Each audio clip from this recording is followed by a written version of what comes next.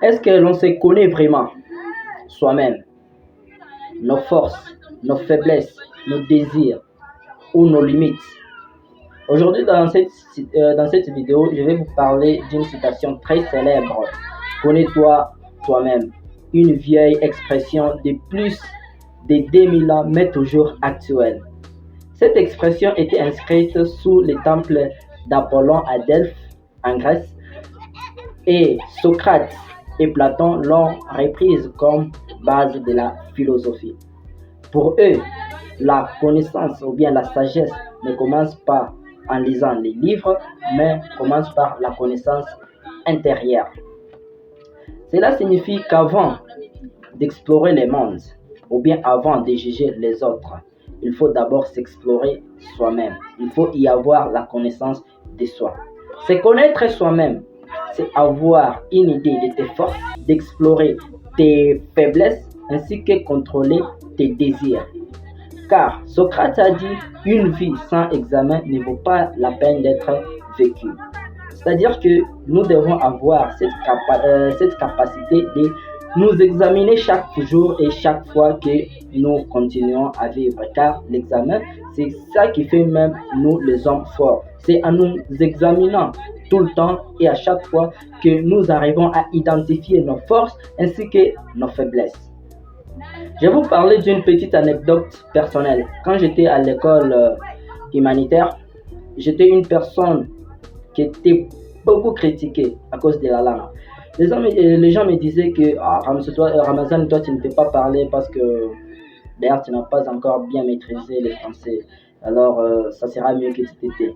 C'est une chose qui me faisait très mal.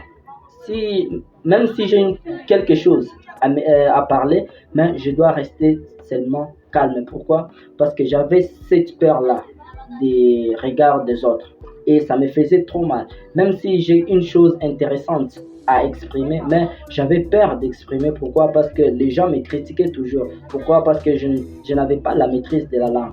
Même si je parle comme ça, les gens ne m'écoutent pas et moi j'avais cette peur.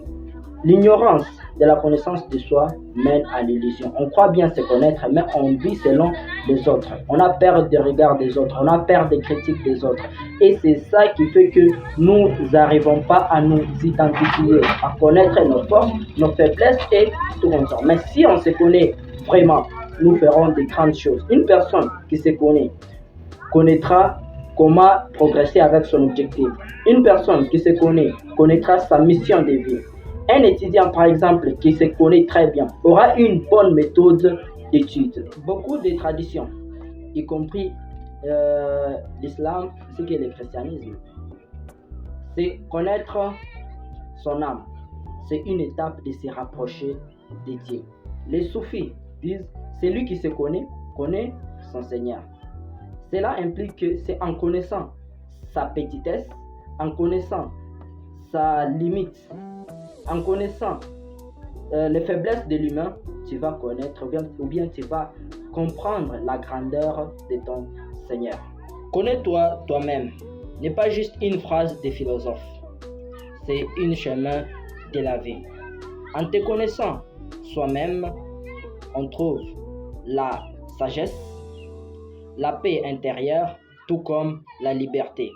Et toi, est-ce que tu te connais vraiment? Mets ton avis dans les commentaires et n'oublie pas de liker cette vidéo. Si ça t'a plu aussi, à t'abonner à cette chaîne. Merci, à la prochaine pour une nouvelle vidéo.